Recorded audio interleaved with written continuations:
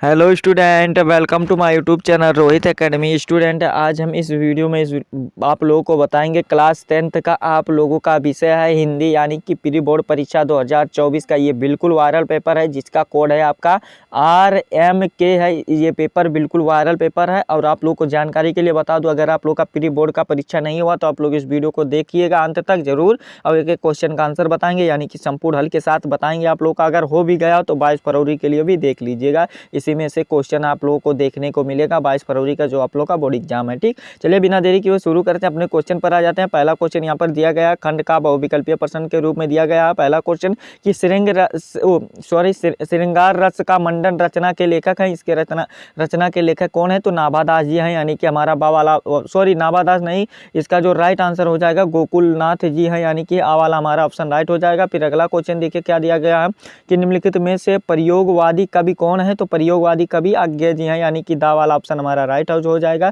फिर अगला क्वेश्चन देखिए तीसरा वाला दिया गया है कि हिंदी साहित्य में शुक्ल युग की समय सीमा है, यानी कि शुक्ल युग की समय सीमा कितनी है?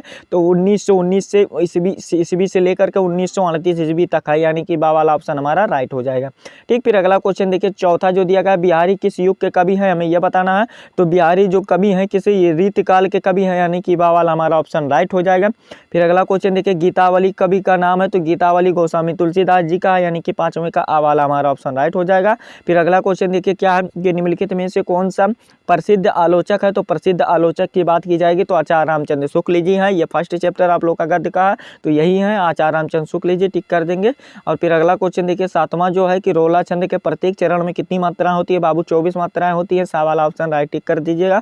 फिर अगला क्वेश्चन दिया गया है कि शताब्दी में समास है, यानी कि शताब्दी में समास कौन सा? तो ये द्विगु समास है, यानी कि बा वाला हमारा ऑप्शन राइट हो जाएगा। आठवें का राइट आंसर बा वाला होगा। ठीक, फिर अगला क्वेश्चन दिया गया देखिए 9वां कि करुड़ रस का स्थायी भाव है, यानी कि करुड़ रस का स्थायी भाव क्या होता है? तो करुड़ का स्थायी भाव शोक होता है, और जो हास्य रस का स्थायी भाव होता है वो हास होता है। ठीक, और फिर हमारा ये वाला ऑप्शन राइट हो जाएगा। और जो श्रृंगार रस का स्थायी भाव होता है वो रति होता है। ठीक, यानी कि हमारा सा वाला ऑप्शन राइट हो जाएगा। फिर अगला क्वेश्चन देखिए गंगा का पर्यायवाची है। गंगा का पर्यायवाची देखिए क्या क्या होता है। गंगा का पर्यायवाची ये सभी होगा। कौन कौन से सभी होगा? ये मंदाकिनी भी होगा, और भागीरथी भी होगा, देव नदी भी होगा, यानी कि ये सभी डी वाला ऑप्शन हमारा राइट टिक कर देंगे, ये सभी होता है।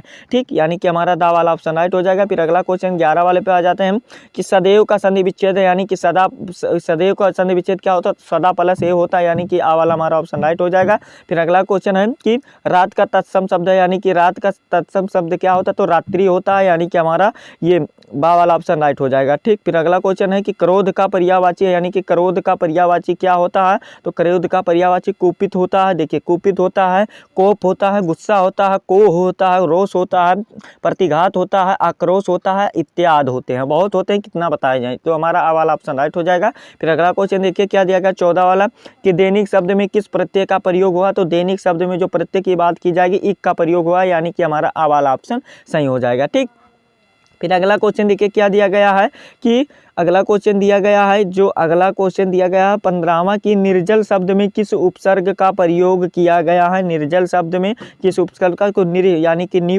ना पर छोटी मात्रा नी और आधा रा का प्रयोग किया गया है, हमारा दा वाला ऑप्शन राइट हो जाएगा। फिर हल्दी घाटी नामक रचना किस कवि का काव्य है? तो ये हमें बताना है। तो ये किस कवि का काव्य है हमें यह बताना है। किस प्रकार का काव्य है ये बताना। तो ऐतिहासिक है। क्यों ऐतिहासिक है? ये किसका है? श्याम नारायण पांडे जी का है, यानी कि हमारा बा वाला ऑप्शन राइट हो जाएगा।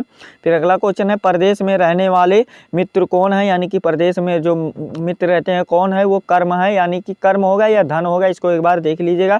फिर अगला क्वेश्चन यही कर्म धन होगा, क्या होगा? धर्म होगा, यही राइट आंसर हो जाएगा। ठीक, फिर अगला क्वेश्चन है कारावास के अधिकारी का क्या नाम है? कारावास का अधिकारी का नाम गंडा सिंह था, यानी कि हमारा ये सॉरी गंडा सिंह नहीं, ये दारा सिंह था, यानी कि हमारा बा वाला ऑप्शन राइट हो जाएगा। फिर अगला क्वेश्चन है पाठ धातु के लट लकार का प्रथम पुरुष एक वचन है, तो इसका क्या होगा? तो इसका जो राइट आंसर होगा पठा होगा, यानी कि हमारा पठम होगा, आ वाला ऑप्शन हमारा राइट हो जाएगा। फिर अगला क्वेश्चन नदी शब्द का चतुर्थी विभक्ति बहुवचन रूप है, तो इसका का जो राइट आंसर होगा नद्दे होता है, तो नद्दे नहीं दिया गया, तो यहाँ पर बा वाला ऑप्शन राइट कर देंगे, यही राइट माना जाएगा। ठीक, तो इस प्रकार से आप लोग का यहाँ तक 20 नंबर कंप्लीट हो गया, और आगे भी कंप्लीट कराएंगे, बस वीडियो के अंत तक बने रहिएगा।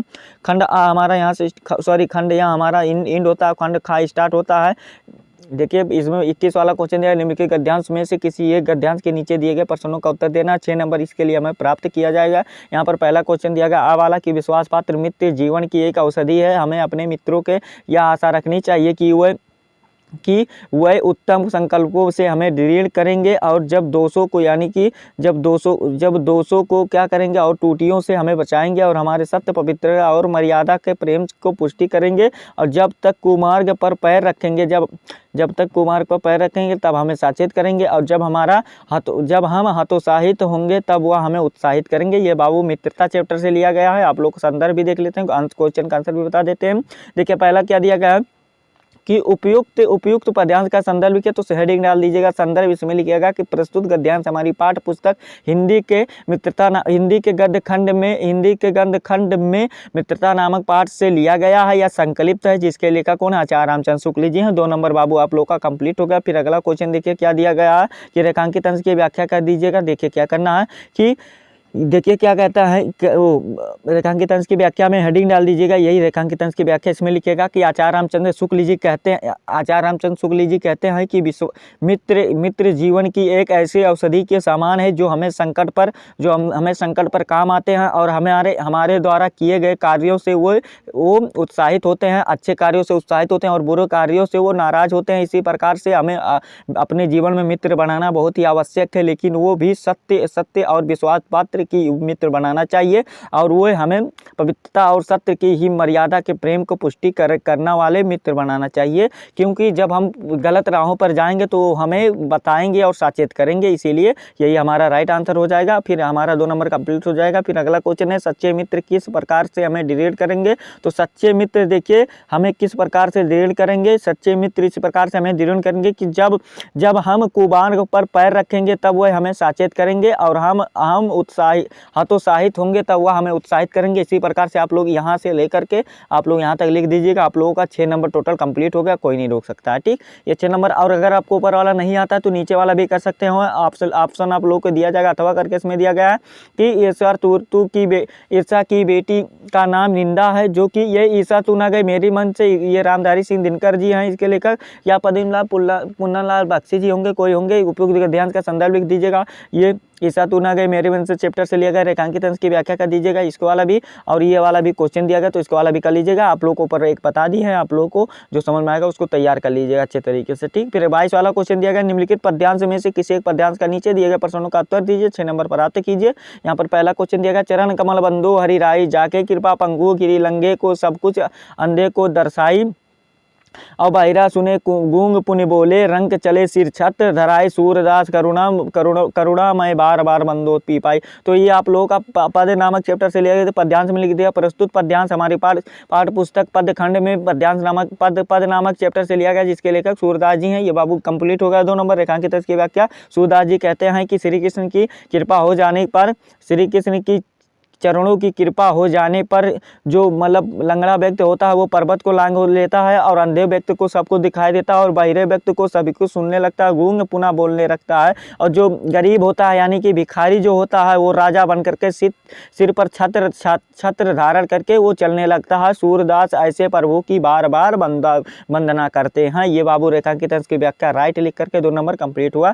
फिर सूरदास किसके चरणों की बार बार वंदना करते हैं? तो ये बाबू किसके? सूरदास जी श्री कृष्ण के चरणों की बार बार वंदना करते हैं। टोटल 6 नंबर, कोई नहीं रोक सकता है, कंप्लीट हो गया, गारंटेड है। फिर अथवा करके भी इसमें दिया गया है, देखिए कि सच्चा प्रेम वही है जिसकी तृप्त आत्मबलि हो पर निर्भर, त्याग बिना निष्प्राण प्रेम है, करो प्रेम का प्राण निछावर, देश प्रेम व पुण्य क्षेत्र है, अमर असीम त्याग से विलसित आत्मा को। ये आप लोग को इसको कर लीजिएगा। आप लोग का देखिए पद्यांश यहाँ पर दिया गया है तो आप लोग को ऊपर बता दिया है, आप लोग इसको वाला भी करना चाहे तो कर लीजिएगा। चलिए अगला देख लेते हैं। देखिए आप लोग को अच्छे तरीके से जितना क्वेश्चन बताएंगे उसको अच्छे तरीके से तैयार करके 23 वाला क्वेश्चन दिया गया, संस्कृत गद्यांश में से किसी एक का संदर्भ सहित हिंदी में अनुवाद कीजिए। और आप लोगों का ये इसके लिए जो नंबर दिया गया है 4 नंबर दिया गया है। ठीक, इसमें देखिए पहला क्वेश्चन जो दिया गया, क्या दिया गया है कि इयम नगरी विवृण संगम स्थल, तो ये आप लोग का वाराणसी चैप्टर से लिया गया है। संदर्भ लिख करके कंप्लीट हो जाएगा कि प्रस्तुत गद्यांश हमारी पाठ पुस्तक संस्कृत गद्य खंड संस्कृत में वो वाराणसी नामक अध्याय से लिया गया है या जो पाठ से लिया गया है। और आप लोग का ये 2 नंबर कंप्लीट होगा। हिंदी अनुवाद भी कर लीजिएगा आप लोग का ये, और इसमें अथवा करके भी दिया गया। अगर आपको ऊपर वाला नहीं आ रहा तो नीचे वाला भी कर सकते हैं। देखिए अथवा वाला ये वाला दिया गया कि नगरीकम ये वाला दिया गया, तो आप लोग को जो समझ में आएगा कीजिएगा। फिर 24 वाला क्वेश्चन अच्छे तरीके से इसको तैयार कर लीजिएगा। 24 वाला क्वेश्चन दिया गया कि संस्कृत पद्यांश में से किसी एक का संदर्भ हिंदी में अनुवाद कीजिए। 4 नंबर का क्वेश्चन दिया गया है। अपदो दुर्गम ये वाला दिया गया है। अगर आपको ऊपर वाला नहीं आ रहा तो नीचे वाला क्वेश्चन देखिए, दोनों वेरी इंपॉर्टेंट है, ये बोर्ड एग्जाम के लिए वेरी इंपॉर्टेंट है। ठीक, फिर अगला क्वेश्चन देखिए क्या अच्छे तरीके से बाबू इसको तैयार कर लीजिए। मानो हित्वा प्रियो ना भरो तो क्रोध हित्वा ना सोचत, तो ये वाला भी कर लीजिएगा आप लोगों का। ये जीवन सूत्राणी से लिया गया है, तो इसको अच्छे तरीके से कर लीजिएगा तैयार। ठीक, फिर चलिए 25 वाले क्वेश्चन पर आ जाते हैं कि दिए गए लेखकों में से किसी एक लेखक का जीवन परिचय देते उनकी रचनाओं का नाम लिखिए। 4 नंबर लीजिए, तो 4 नंबर इसमें दिया गया है। देखिए रामचंद्र शुक्ल जी हैं, आचार्य रामचंद्र शुक्ल, डॉक्टर राजेंद्र प्रसाद, जयशंकर प्रसाद जी हैं, तो किसी एक पर लिख दीजिएगा और 4 नंबर कंप्लीट हो जाएगा। और बोर्ड एग्जाम में जो आप लोग का आएगा 5 नंबर इसके लिए दिए जाएंगे। ठीक, इसमें 4 नंबर दिया गया, कोई बात नहीं, 5 नंबर बोर्ड एग्जाम में आएगा। ठीक, तो आप लोगों का देखिए ये वाला हो जाएगा। फिर निम्नलिखित कवियों में से किसी एक का जीवन परिचय देते हैं उनकी रचनाओं का नाम लिखिए। 4 नंबर इसके लिए भी दिया गया है। गोस्वामी तुलसीदास जी हैं, आप लोग सूर्यदास का भी तैयार कर लीजिएगा। राम नरेश त्रिपाठी जी है और बिहारी लाल जी है। 4 नंबर ये भी दिया गया है। तो बाबू बोर्ड एग्जाम के लिए सूर्यदास और गोस्वामी तुलसीदास का दोनों को याद करके जाइएगा, यही फंसेंगे बोर्ड एग्जाम में, गारंटेड है। फिर अगला क्वेश्चन देखिए क्या दिया गया कि अपनी पाठ्य पुस्तक से कथन से कोई एक श्लोक लिखिए जो इस प्रश्न पत्र में ना आया। 2 नंबर का दिया गया, तो आप लोग एक लिख दीजिएगा कोई, आप लोग का 2 नंबर फिक्स हो जाएगा। फिर 27 वाला क्वेश्चन दिया गया है कि निम्नलिखित प्रश्नों में से किन्हीं 2 प्रश्नों का उत्तर संस्कृत में दीजिए। 4 नंबर इसके लिए दिए गए हैं। वीर केन पूछते, वीर वीरण पूछते, 2 नंबर हो गया कंप्लीट। और फिर देखिए 2 प्रश्नों का देना है, तो 2 नंबर हो गया कंप्लीट। और फिर देखिए क्या दिया गया कि श्रेतु केतु कहाँ, तो आप लोगों को जो समझ में आएगा 4 दिए गए हैं, तो आप लोग एक और कर लीजिएगा। एक तो बता दिया वीर केन पूछते, तो वीर वीरण पूछते, तो आप लोग को 3 दिया गया, इसमें से एक आप लोग अच्छे तरीके से तैयार कर लीजिए। 2 तैयार करना है चारों में से, तो आप लोग का 4 नंबर कंप्लीट हो जाएगा। ठीक, फिर अगला क्वेश्चन निम्नलिखित में से किन्हीं 2 का संस्कृत में अनुवाद कीजिए। 4 नंबर इसके लिए दिया गया अनिवार्य है। देखिए राम पढ़ता है, यानी कि राम पढ़ता है, राम पढ़त अस्ते लिख दीजिएगा या कोई लिख दीजिएगा, ये वाला हो जाएगा। तुम कहाँ जाते हो, तुम किम गच्छन्ते, ये वाला कर दीजिएगा आप लोग का, ये हो जाएगा। फिर ये इसी प्रकार से 4 नंबर फिक्स हो जाएगा। फिर निम्नलिखित विषयों पर से किसी एक का निबंध लिखिए। 9 नंबर इसके लिए बोर्ड एग्जाम में दिया गया इसी, और इसमें भी फिर बोर्ड में दिया गया। राष्ट्रीय एकता का महत्व दिया गया, पर्यावरण प्रदूषण दिया गया है, और फिर कंप्यूटर शिक्षा दिया गया, स्वस्थ और शिक्षा। देखिए आप लोग का ये जितना ही सभी इंपॉर्टेंट है, इसको उसी तरीके से तैयार कर लीजिएगा। 9 नंबर फिक्स हो जाएगा। बोर्ड एग्जाम के 2 और तैयार कर लीजिएगा, जनसंख्या वृद्धि पर तैयार कर लीजिएगा, और एक आप लोगों का जो तीसरा तैयार कीजिएगा किस पर, पर्यावरण प्रदूषण हो जाएगा। एक तो ये तो है ही, और फिर एक कर लीजिएगा मेरा प्रिय कवि कर लीजिएगा। बाबू ये 9 नंबर देकर जाएंगे, कभी नहीं ये देंगे ही। ठीक, फिर अगला क्वेश्चन देखिए जो बढ़ गया आप लोगों का, तुमुल खंड का पे आधार पर निम्नलिखित प्रश्नों के किसी एक का उत्तर दीजिए, तो आप लोग एक का दे दीजिएगा। देखिए आप लोगों का जो खंडकाव्य रहेगा उसी के बेस पे देना, तो आप लोगों का जो स्वपठित रहेगा आप लोगों का उसी के आधार पर दे दीजिएगा। जो आप लोग को जनपद में रहेगा तो 3 नंबर इसका तो आप लोग को फिक्स है, तो आप लोग का तुमिल दिया गया, ये दिया गया, तो आप लोग इतना ही क्वेश्चन था। तो आप लोग का अगर जो मुक्ति दूत होगा या कुछ होगा, वो जो भी होगा, यानी कि अग्र पूजा होगा या कोई भी होगा, तो आप लोग को ज्योति जवाहर होगा, कोई भी होगा जो आप लोग को जनपद में पढ़ना, तो इसको अच्छे तरीके से संक्षेप से चित्रण कर लीजिएगा। 3 नंबर ये देकर के जाएंगे, यही आप लोग का पेपर था। तो इसका हम संपूर्ण हल के साथ आप लोग को बता दिए हैं, समझा दिया है। आप लोगों को ये वीडियो कैसा लगा कमेंट करके जरूर बताइएगा। और हाँ, इस वीडियो को जितने भी क्लास 10th के स्टूडेंट हैं उनके पास अधिक से अधिक जरूर शेयर कर दीजिएगा, ताकि वो भी इस पेपर को देख सकें और जानकारी को प्राप्त कर सकें और बोर्ड एग्जाम में अच्छा प्रदर्शन कर सकें। चलिए मिलते हैं नेक्स्ट वीडियो में नेक्स्ट टॉपिक के साथ, तब तक के लिए जय हिंद, जय भारत, वंदे मातरम।